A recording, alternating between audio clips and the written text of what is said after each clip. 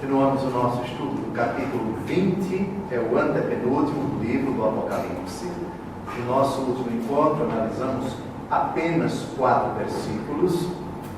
E se entende por quê? Porque esse é o capítulo que fala dos 1000 anos.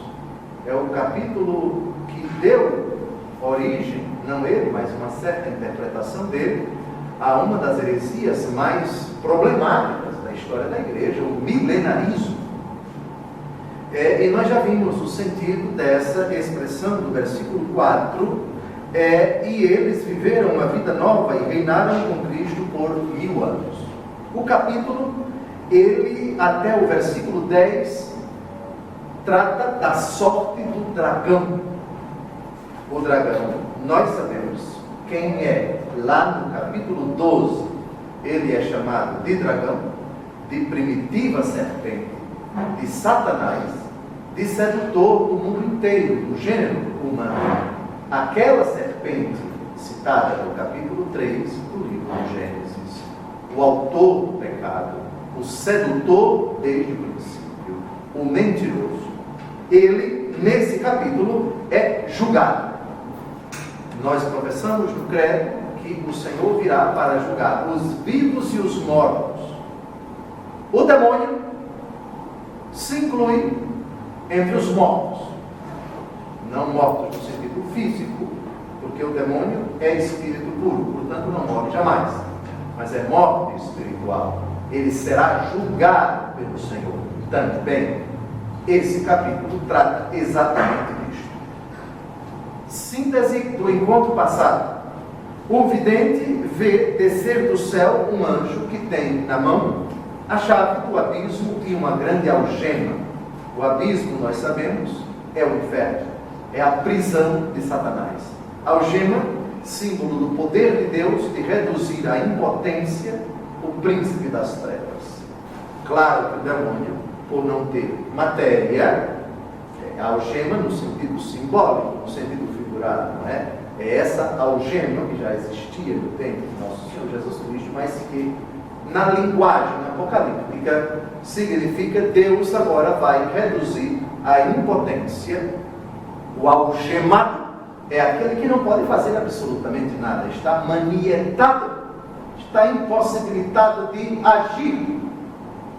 Muito bem, esse anjo aparece com uma grande algema, apanha o dragão, é na marca mesmo, não pede consulta, é na força mesmo, na força bruta, a primitiva serpente, demônio e Satanás, mesmos adjetivos citados no capítulo 12 do livro do Apocalipse, atira o demônio no abismo, fecha e sela por cima o mesmo abismo, para que não seduza as nações, até que se complete 1000 anos. Isso quer dizer que depois desses 1000 anos, o demônio será solto. O demônio será solto. E de fato, no versículo 7, que ainda não estudamos, esse fato espantoso vai acontecer.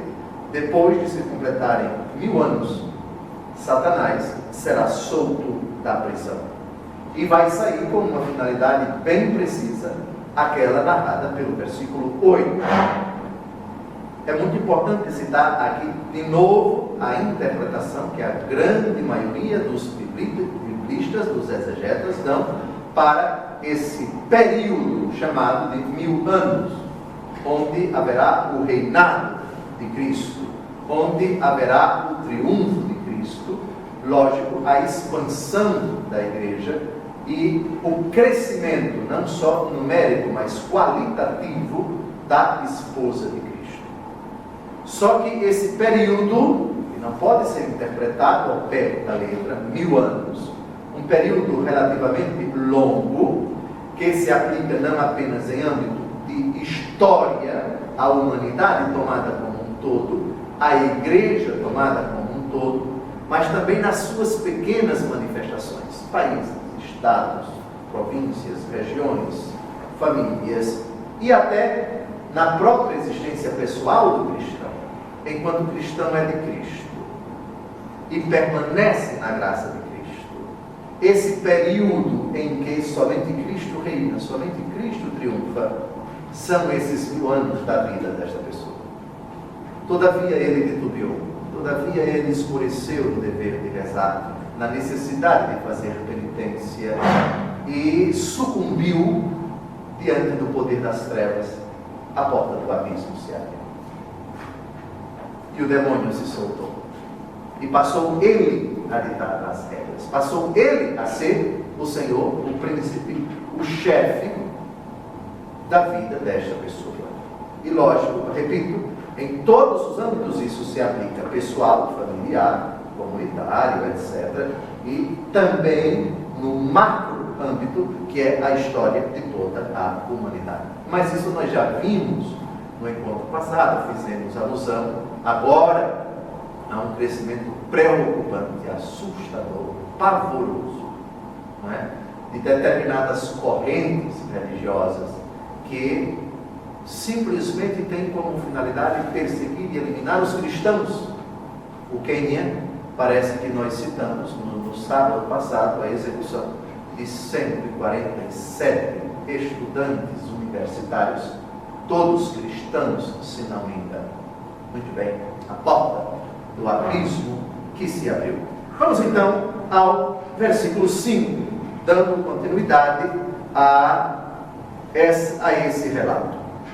Para compreendermos o versículo 5, temos que citar o versículo 4, que foi o último do encontro passado. Vi também tronos sobre os quais se assentaram aqueles que receberam o poder de julgar. Citei no encontro passado que nós temos esse poder de julgar, nós julgaremos os anjos. Citei a 1 Coríntios, capítulo 6, versículo 2. Eram as almas dos que foram decapitados por causa do testemunho de Jesus e da palavra de Deus, e todos aqueles que não tinham adorado a fera ou sua imagem, que não tinham recebido o seu sinal na fronte nem nas mãos. Eles viveram uma vida nova e reinaram com Cristo por 1000 anos.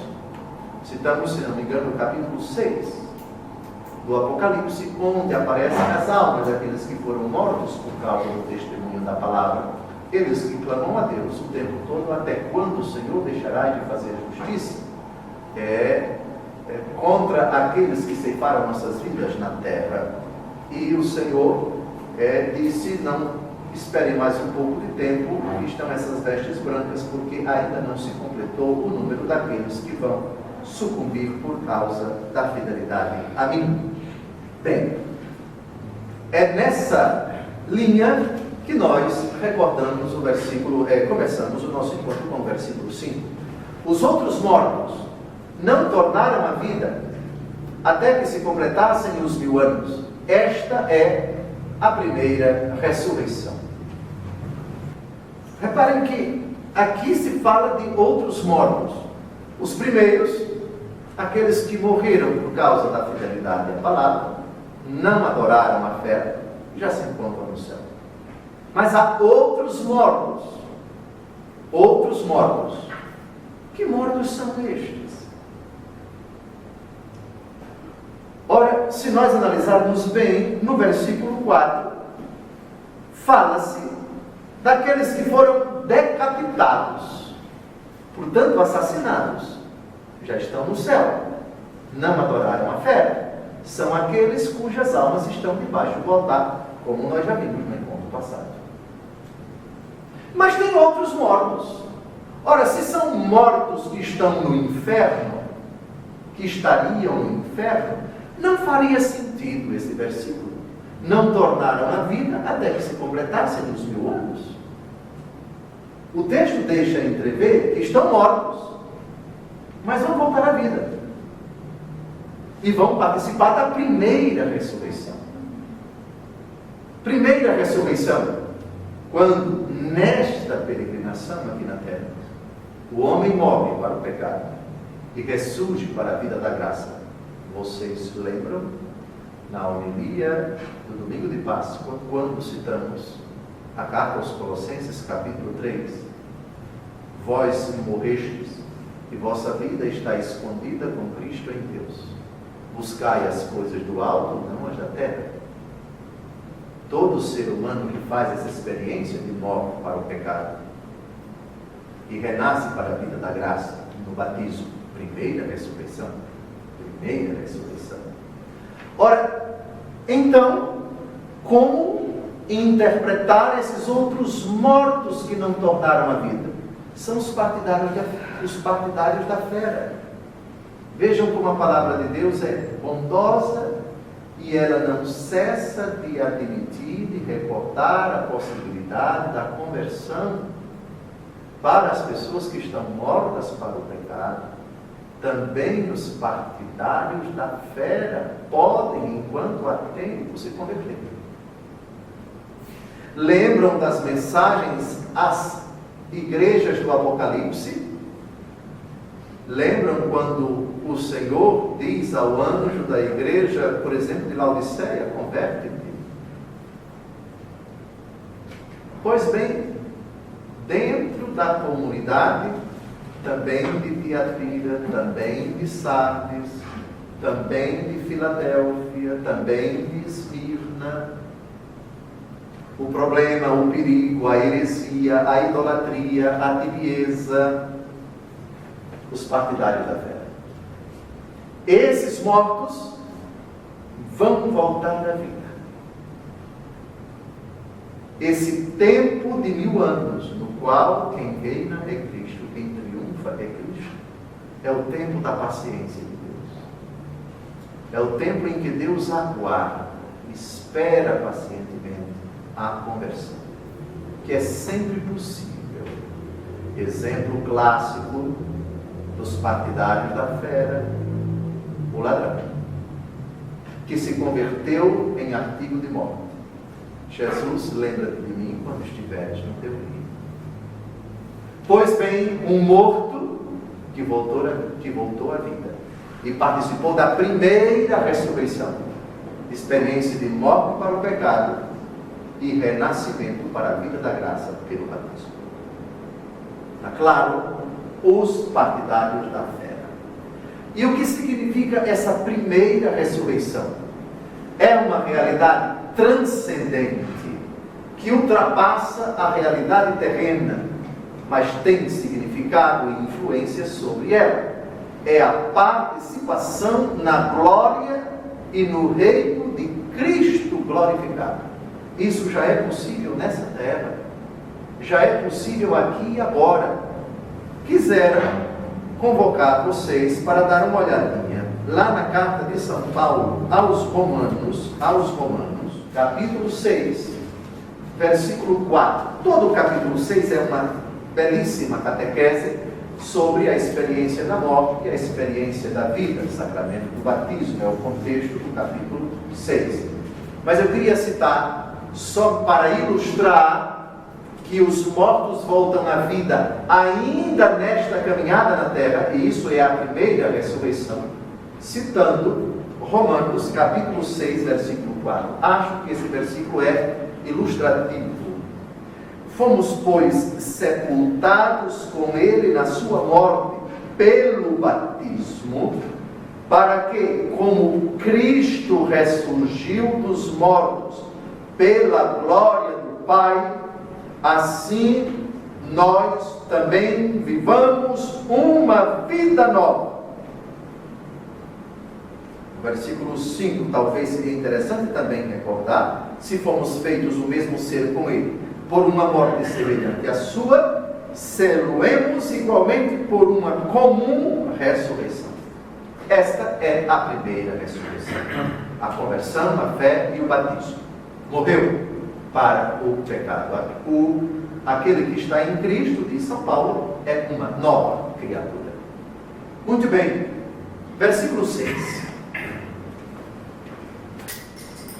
Feliz e santo é aquele que toma parte na primeira ressurreição. Sobre eles, a segunda morte não tem poder, mas serão sacerdotes de Deus e de Cristo. Reinarão com ele durante os 1000 anos.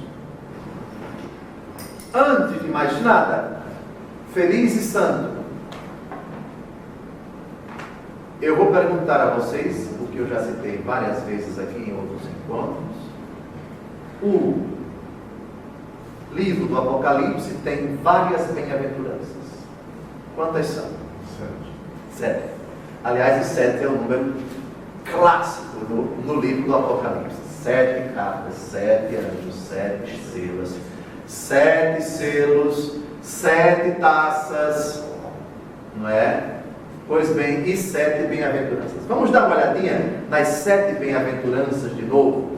Feliz, feliz, feliz, feliz. Ou bem-aventurado, bem-aventurado, bem-aventurado.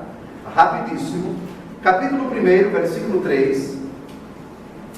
Vamos ver no livro do Apocalipse quantos versículos contém a expressão feliz ou bem-aventurado, que é a mesma coisa. Apocalipse, capítulo 1, versículo 3. Feliz o leitor e os ouvintes se observarem as coisas nela escritas, porque o tempo está próximo. Pule para o capítulo 14, versículo 13. É uma bem-aventurança acerca dos defuntos.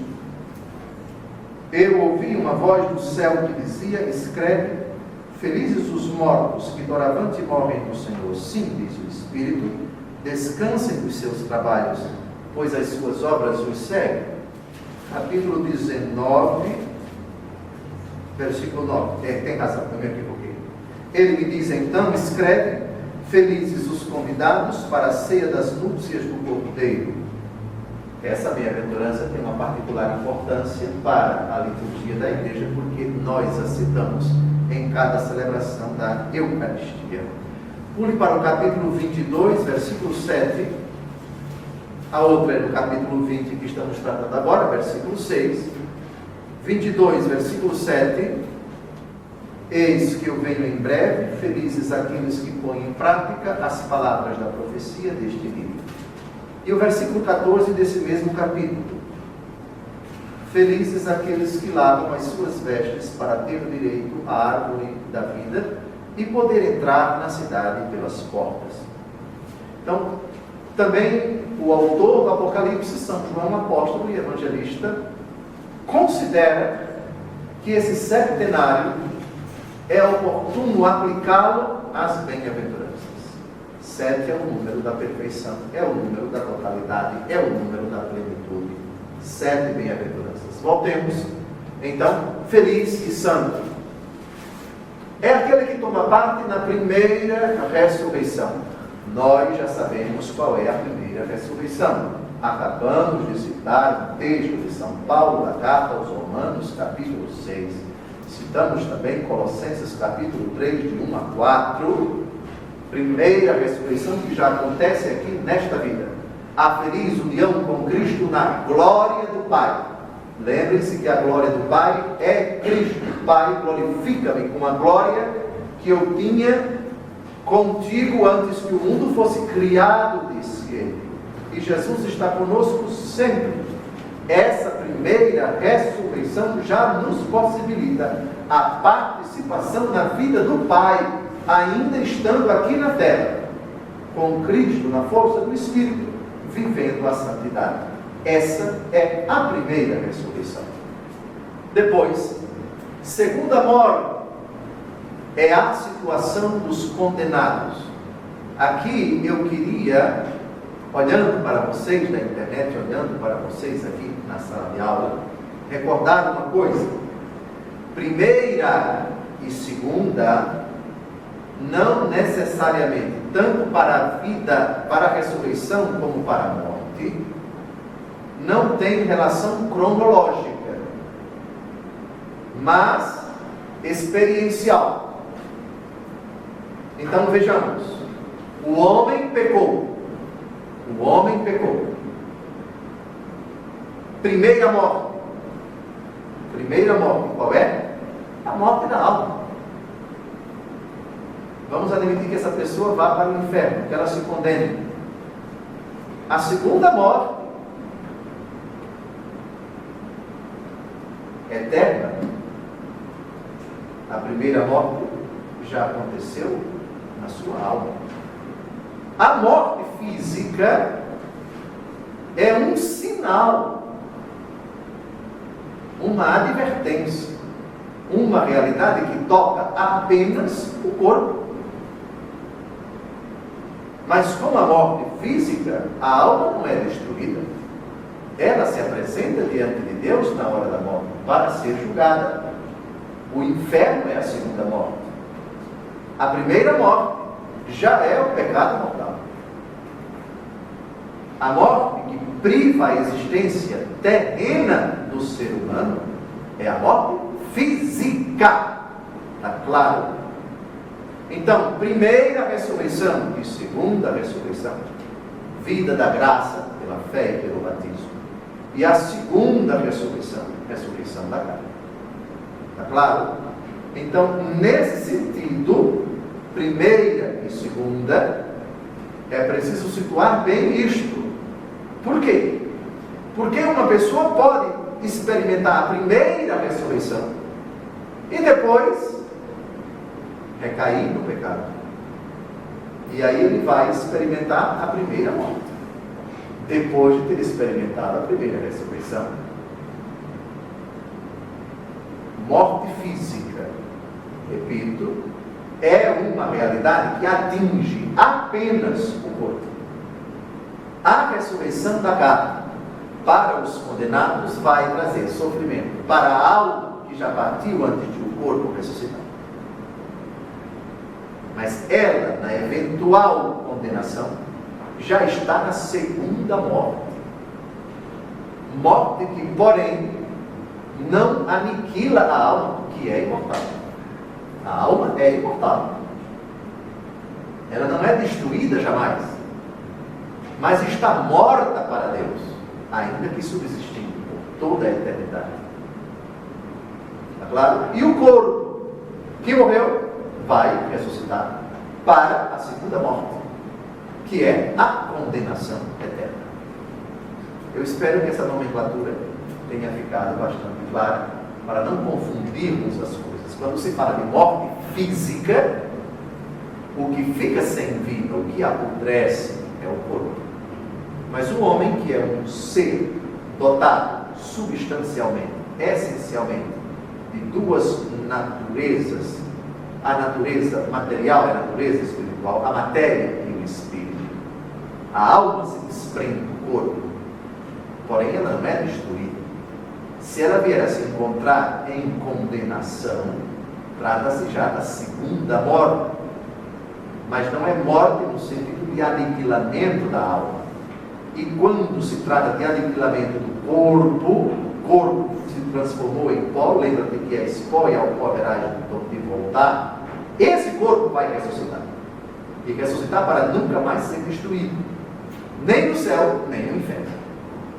No inferno, o corpo ressuscitado, que jamais vai ser destruído, vai sofrer eternamente com a alma, a qual ele vai estar unido. Sofrerá, portanto, a pessoa condenada no seu corpo e na sua alma. Primeira ressurreição é a feliz união com Cristo na glória do Pai. Segunda morte, a situação dos condenados. Vejam, lembrem-se que condenado não é apenas aquele que morreu e está no inferno. Enquanto uma pessoa está em pecado mortal e não se arrepende, a sua situação é, objetivamente falando, de condenado. Claro que ela pode se arrepender. Vocês lembram da jaculatória que recitamos no texto? É seríssima. É a respeito disso. Ó Virgem Santíssima, não permitais que eu viva nem morra em pecado mortal. Viver em pecado mortal já é uma situação objetiva de condenado. Isso significa que se tal pessoa se encontrar na hora da morte nessa situação de pecado mortal, não é que ela vai ser condenada. A condenação, que é uma condição presente, vai se perpetuar após a morte. Está claro? Quer dizer, na verdade, isto é obscuro, horrível, assustador, apavorante tratar dessa realidade medonha, mas temos que tratar, porque nosso Senhor Jesus Cristo falou dela, a realidade triste, misteriosa, mas real do inferno. Muito bem. Esses que que tomam parte já na primeira ressurreição, que são felizes e santos agora, sobre eles a segunda morte não tem poder. Ou seja, não é que eles não vão morrer fisicamente. Atenção, olha aí, eu não tinha dito ainda há pouco que a segunda morte não é a morte física. Porque se fosse a morte física, não teria sentido essa frase. A morte ainda tem poder sobre nós. Não é que vamos morrer. É verdade que Jesus já triunfou sobre a morte.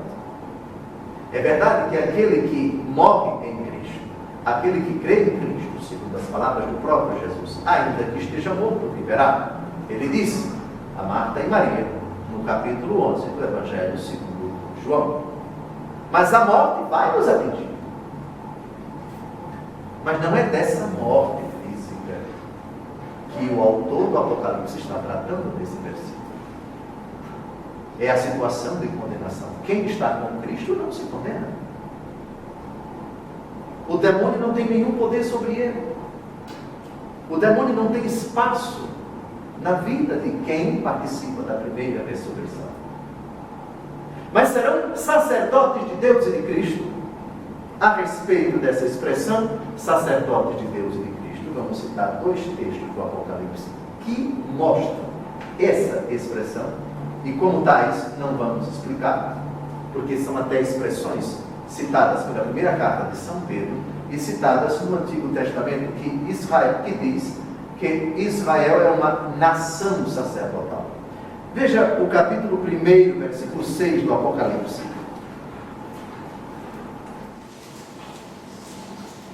Fez de nós um reino de sacerdotes para Deus e seu Pai, a Ele glória e poder pelos séculos dos séculos. Amém. Reino de sacerdotes. Mas reparem que nesse versículo 6 só se fala de reino de sacerdotes para Deus e seu Pai.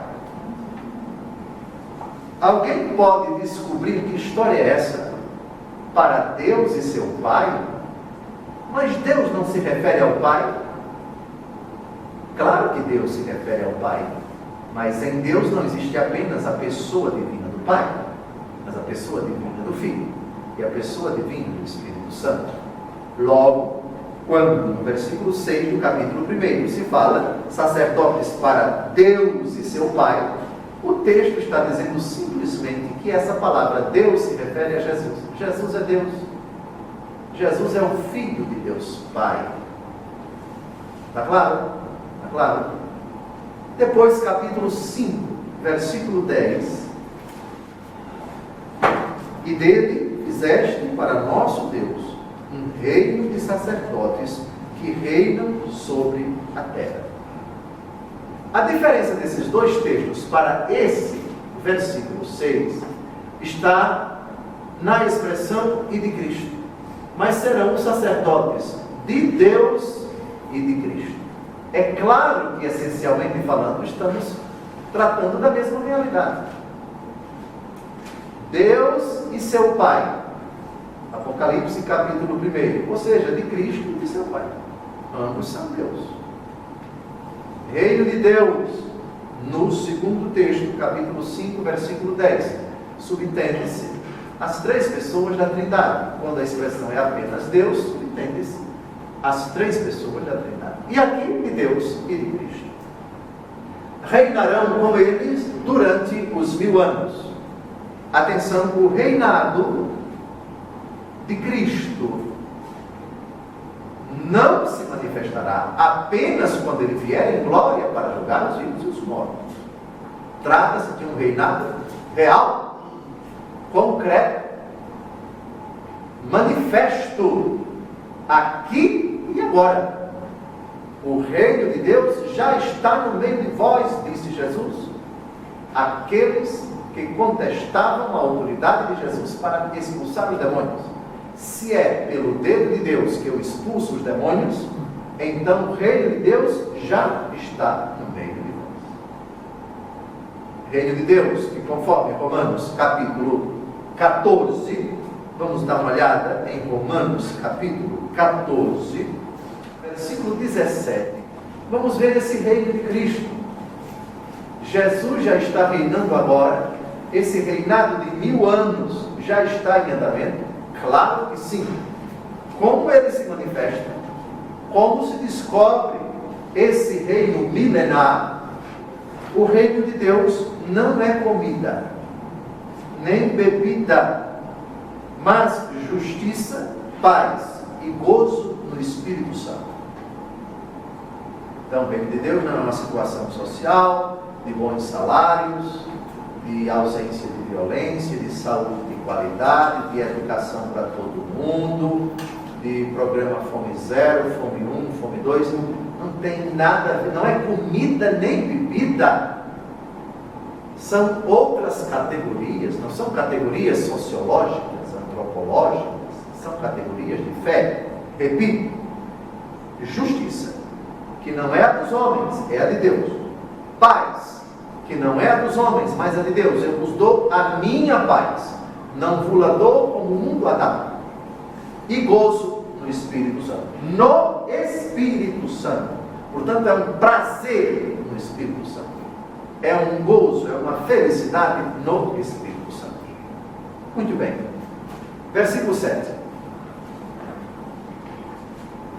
Depois de se completarem 1000 anos, Satanás será solto da prisão. Já sabemos o que significa os 1000 anos. Já sabemos que prisão é essa. É a condição de impotência, de impossibilidade de Satanás fazer algum mal àqueles que pertencem a Cristo, àqueles que são de Cristo.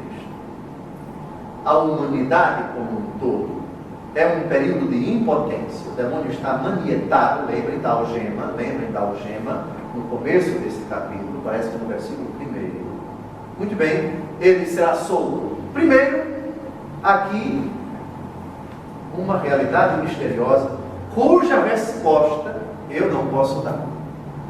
Mas por que Deus permite que o demônio fique solto a fustigar, a tentar, a trazer desgraças, prejuízo, ruína, fome, guerra, destruição, a levar o homem a perseguir o homem, a enganar o homem, a maltratar o homem, a ofender o homem, a tirar a vida do homem, a imitar o homem?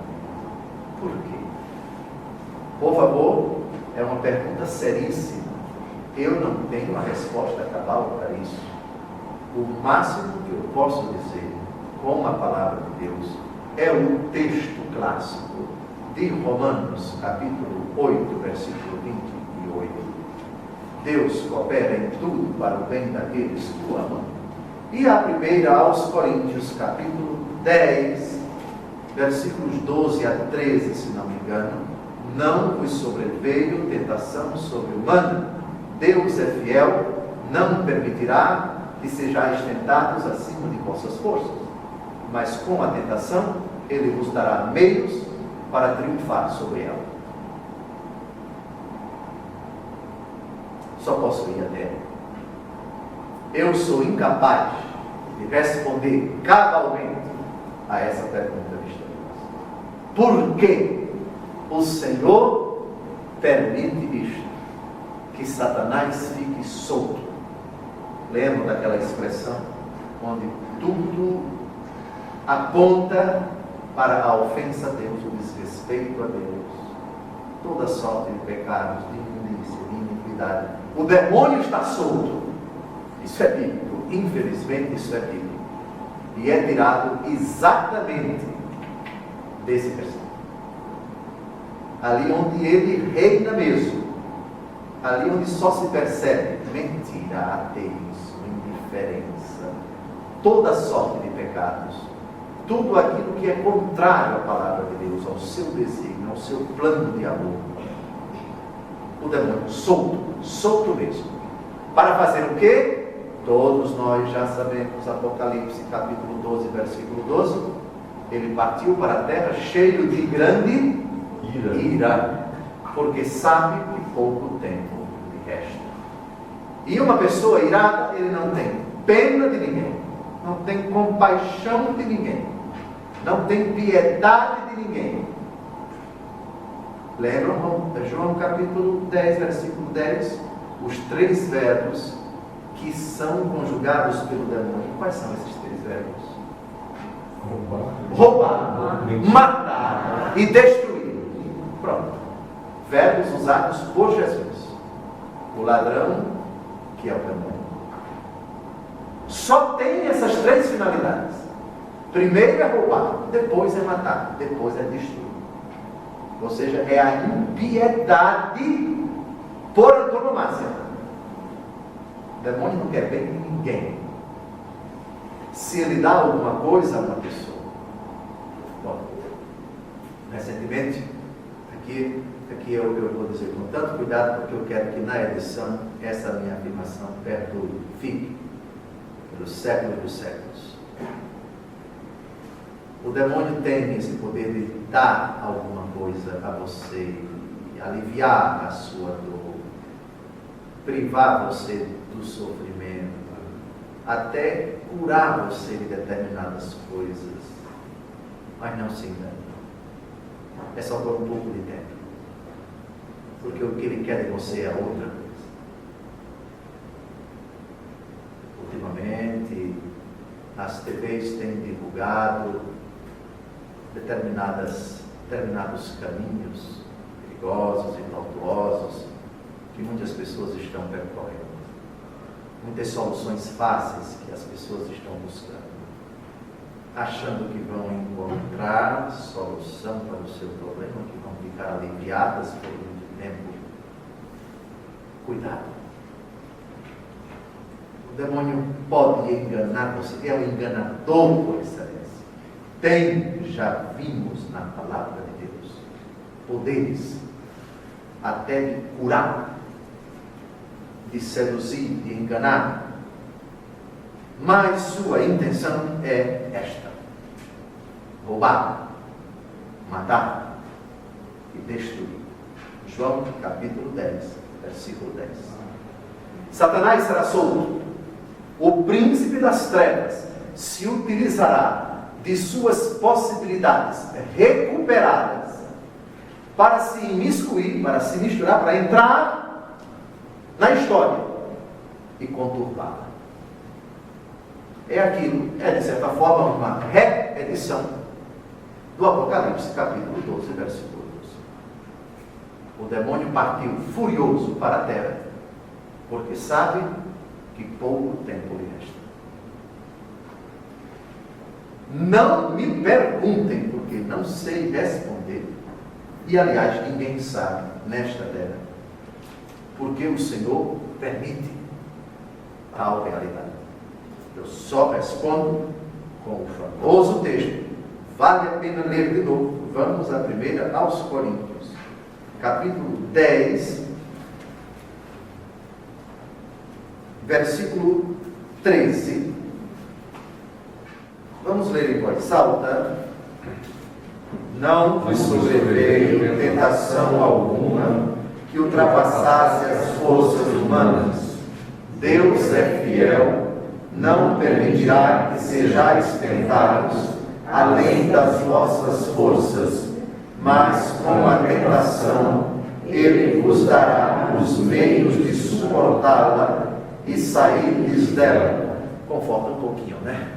Pelo menos um pouquinho. Se o demônio está solto e vem nos fustigar, o Senhor coloca um limite nele. Você só pode tentá-los até a medida das forças deles. E eu conheço a força de cada um. Eu sei até onde cada um pode resistir. E você só vai até ali. E lembre-se, para cada tentação, eu vou conceder graças, dádivas, a força do alto, para eles resistirem e triunfarem sobre a tentação. Portanto, não existe tentação irresistível. O demônio tem seus limites. Está claro? Muito bem. Versículo 8. Sairá dela, da prisão, evidentemente, para seduzir as nações dos 4 cantos da terra, Gog e Magog, e reuni-las para o combate. Serão numerosas como a areia do mar. De novo, a imagem de Apocalipse 12:12, o demônio partiu furioso para a terra, porque sabe que pouco tempo lhe resta. Reparem que agora não se fala mais da sedução daqueles que pertencem a Cristo. Eles reinaram com Cristo. O demônio não tem mais poder sobre eles. Mas, no planeta Terra, há outros que não pertencem a Cristo. E o demônio agora se interessa por eles. Aqui designados com uma imagem, com 2 personagens citadas no Antigo Testamento, Ezequiel 38 e 39, Gog e Magog. São nomes míticos que simbolizam as nações pagãs que se unirão contra a igreja no fim dos tempos. Já que a besta, a primeira fera e a segunda fera foram destruídas, já que não existe mais o Império Romano, já que aquela instituição que o demônio desejou como um grande instrumento para perseguir a Igreja de Cristo, experimentou a derrocada, lembram nos capítulos 17, 18 e 19? O fim do Império Romano, a grande prostituta foi destruída, caiu Babilônia a grande, e com ela, a segunda fera, a besta, que tem nome de número de homem, 666, o demônio não se dá por vencido, e vai agora partir para outras nações. Gog e Magog. Vamos dar uma olhada no capítulo 38, não vamos ler todo, porque são 2 capítulos enormes. Ezequiel 38. Dizem os exegetas que Gog, aqui no capítulo 38, é um rei imaginário. E Magog, que é a terra dele, é uma terra imaginária. Portanto, seria o protótipo de um poder que se insurge contra Israel, que causa sofrimento a Israel. São João, apóstolo e evangelista, que era um profundo conhecedor da Escritura, faz essa aplicação. O que Gog e Magog, portanto o símbolo de todos os poderes terrenos que se insurgem contra o povo de Deus da antiga aliança, ele aplica isso para as nações que, do seu tempo em diante, São João, apóstolo e evangelista, se levantariam contra a Igreja de Cristo. Vejam o versículo 1, a palavra do Senhor foi dirigida nestes termos. Versículo 2: Filho do homem, volta os teus olhos contra Gog, na terra de Magog, príncipe soberano de Mozoque e de Tubal, e profere contra ele o seguinte oráculo. No capítulo 39, e tu, filho do homem, profetiza contra Gog nesses termos: eis o que diz o Senhor Javé, é contra ti que vem o Gog, príncipe soberano de Mozoque e de Tubal. São profecias acerca da desgraça que vão experimentar Gog e sua terra, que é Magog. Então, já entendemos por que Gog e Magog. No fim dos tempos, portanto, eis o que vai acontecer com a Igreja de Cristo. Haverá um combate. Aliás, já tratamos disso. Esse combate é situado num vale. Quem pode lembrar o nome deste vale? Que, aliás, é até o título de uma superprodução de Hollywood. O Armagedon, o Vale de Megiddo, lá no norte de Israel, perto de Haifa, na Galileia, o Vale de Megiddo, o Armagedon, o Vale de Megiddo. Seria, na visão do Antigo Testamento e também de São João, essa batalha final, na qual o Senhor sairia vitorioso, essa guerra decisiva entre 2 frontes, a Igreja de Cristo, Cristo e os seus, e todas as nações contra a Igreja de Cristo Jesus. Muito bem, serão numerosas como a areia do mar. Algo realmente preocupante. No fim dos tempos, não são poucas as nações que se unirão contra a Igreja. O que isso significa, Dom José? Dá para quantificar? Dá para estipular? Dá para supor? Dá para conjecturar que essas nações serão do hemisfério norte, do hemisfério sul, do continente antártico, do continente africano, do continente norte-americano? Deixemos essas conjecturas modernas de lado e fiquemos com um dado crucial. No fim dos tempos, não haverá unanimidade com relação à conversão a Jesus. Nem todo mundo se converterá. Pelo contrário, a Bíblia até recomenda. Primeiro ela pede que você se decida. E já que você se decidiu a favor ou contra Cristo, que você persevere na sua decisão. Aliás, no final, eu já citei esse texto assustador, por favor, Apocalipse 22, versículo 11. Versículo 11, o último capítulo da Bíblia, o último capítulo do Apocalipse. O injusto faça ainda injustiças, o impuro pratique impurezas, mas o justo faça justiça, e o santo santifique-se ainda mais. No fim dos tempos, não há indícios de que todo mundo vai se converter para Jesus Cristo. À medida em que se aproxima o dia decisivo da vinda do Senhor, ninguém espera que todas as pessoas vão se voltar para Jesus. Não. É exatamente o contrário. Dois frontes se perfilarão, bem definidos para a batalha. É claro, serão numerosas como a areia do mar.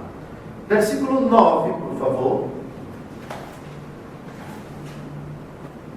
Subiram à superfície da terra e cercaram o acampamento dos santos e a cidade querida.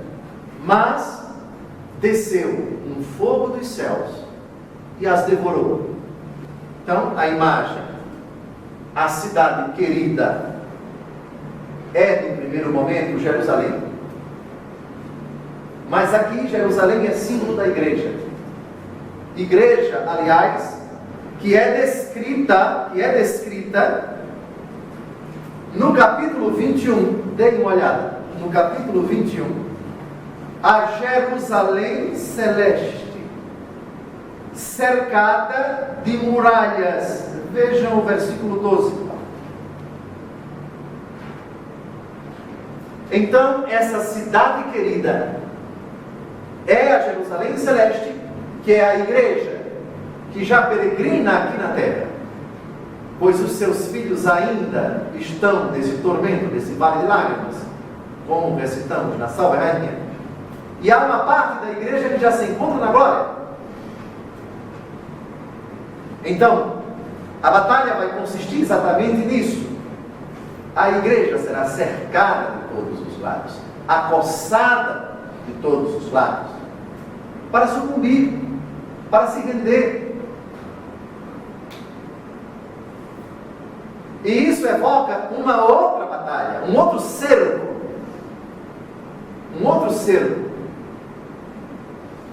Aquele da primeira carta de São Pedro, capítulo 5, por favor. Versículo 8. Sede sóbrios e vigiai. Vosso adversário, o demônio, anda ao redor de vós, gravem essa expressão, como um leão que ruge, buscando a quem devorar. Então vejam, ao redor, circulando, cercando. Da mesma forma, subiram a superfície da terra e cercaram o acampamento dos santos e a cidade querida.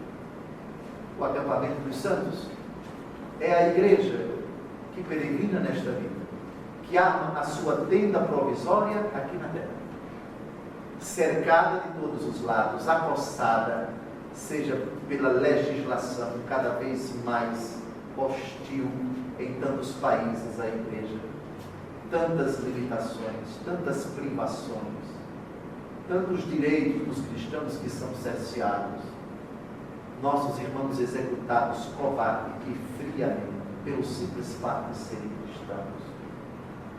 Uma gama de dificuldades de natureza também institucional para dificultar o trabalho da igreja, o seu apostolado, a sua ação junto aos homens, iniciativas que visam dificultar, tripudiar, hostilizar, relegar a segundo plano a igreja e a instituição, os seus filhos, o seu trabalho, a sua missão. Cercaram o acampamento dos santos e a cidade querida. Mas desceu um fogo dos céus e as devorou. O que significa o acampamento dos santos e a cidade amada? Já expliquei. Esta localização é uma figura de toda a igreja. O fogo que devora, imagem tirada de Êxodo 38, 22, que indica a intervenção miraculosa de Deus em favor da igreja. Vamos a Ezequiel 38, 22. Farei sua condenação com a peste mortífera, farei chover sobre ele suas tropas, e sobre as hordas que o acompanham um aguaceiro, saraiva, fogo e enxofre. Assim, bem. Em síntese, nessa batalha, nós vamos ter os cristãos acossados e as modalidades desse acossamento são muitas, já citei algumas ainda há pouco, mas a intervenção do Senhor é garantida. O Senhor não cessa de estar do lado da sua igreja, de auxiliá-la, de vir em seu socorro, de ser o seu sustento, de ser a sua defesa. Ele continua a ser o Senhor dos exércitos. Muito bem, é a batalha que está em andamento. Versículo 10. O demônio, sedutor delas, foi lançado num lago de fogo e de enxofre, onde já estavam a fera e o falso profeta, e onde serão atormentados dia e noite pelos séculos dos séculos. Sedutor delas é uma expressão que já apareceu no Apocalipse 2 vezes. A mesma tática do demônio no pecado das origens conseguiu convencer o homem e a mulher a desobedecer a Deus. Agora ele é definitivamente condenado, lançado num lago de fogo e de enxofre. Essas expressões são muito caras à linguagem apocalíptica. Fogo é utilizado por Jesus. Fogo e ranger de dentes para descrever o inferno. Enxofre é aquele produto químico asqueroso de um cheiro repugnante, citado na destruição das duas famosas cidades do Antigo Testamento, Sodoma e Gomorra. Destruição. Onde já estavam a fera e o falso profeta. Vejam a tríade satânica, a trindade satânica cai impotente no tormento eterno dos condenados.